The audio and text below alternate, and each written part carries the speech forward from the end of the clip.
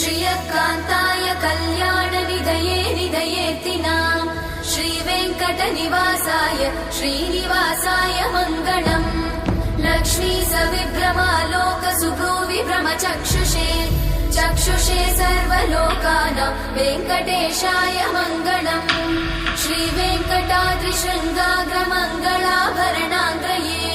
मङ्गलानां निवासाय श्रीनिवासाय मङ्गलम् सर्वावयव सौन्दर्य सम्पदा सर्वचेतसां सदा सम्मोहनायास्तु वेङ्कटेशाय मङ्गलम् नित्याय निरवध्याय सत्यानन्दचिदात्मने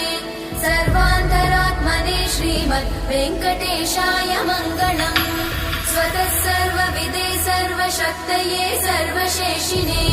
सुलभाय सुशीलाय वेङ्कटेशाय मङ्गलम्